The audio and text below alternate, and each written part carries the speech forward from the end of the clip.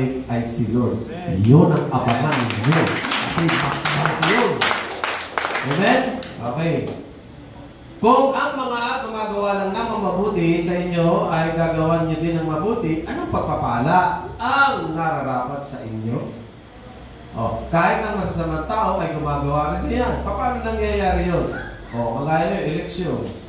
Diba? Yung iba, hindi man lahat, ay galing sa masama. Ninakaw nila o kaya ay sa sugal, binibigay sa tao. Para ano? Kasi, di ba? Meron silang ibang intensyon. Kahit ang masasamang tao ay gumagawa rin niyan. At kung ang makakabayad lamang sa inyo, lamang ang inyong pautangin, anong pagpapala ang nararapat sa inyo? Kahit ang masasamang tao ay nagpapautang din sa kapwa nila masama sa pag-asang sila'y mababayaran. Kaya pag nagpautang kayo, huwag nyo nang singilin. Tignan nyo, mga ugali nyo. Pera lang yan. Di ba? Kaya ako pag kami nangungutang, Pastor, pautang po.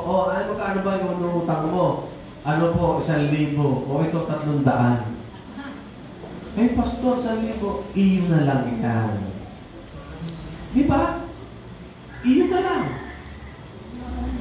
Paano kulang po? Sa iba na lang. Kasi ipipilit pa, no? Iyo na lang. Ganun ako. May lalapit sa akin, Pastor, binibenta ko itong aming bayad lupa ng ganito. Bibigyan ko ng pera yun. Sa'yo na lang. Nasa paso kasi. Hindi, pag may namalapit talaga nun, hindi mo kinukuha yung sinasabi, binibigyan ko na lang, iyon na lang yan. Amen? That's how you bless people na hindi ka kayang balikan. Ang pagpapala naman, ibubuhos nila. Okay, kahit ang masasamang tao ay nagpapautang din sa kapwa nilang masama sa pag-asang sila yung babayaran. Okay, next. Sa halip, mahalin ninyo ang inyong mga kaaway at gumawa kayo ng mabuti sa kanila. Ilang beses na sinasabing mahalin ang kaaway? Dami na, no? Kanina pa yan. Magpairam kayo, magpairam kayo na hindi umaasa ng anumang kabayaran. Sino nagsabi? Ako ba? Si Jesus ang nagsabi. Kaya pag may nangungutang, huwag mong pautangin. Bigyan mo na lang. Tama ba?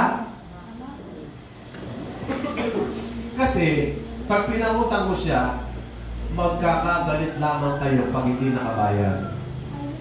Bigyan mo na lang. Amen? Kumawa dito sa church. Pero kasi ako nabalita na nangutang, kaya pala sumisimba sa mga malalaking church ay nangungutang. Ganun pala style niya. Siyempre, mayayaman yung sinasamahan simbahan. Tapos ang gagawin niya, mangungutang siya. Ang intensyon niya, mangutang dun sa mayayaman na Kristiyano.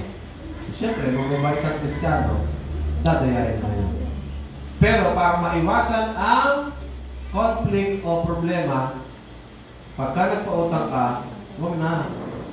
Wala nang bayaran. Huwag ka nang umasa na babayaran ka pa.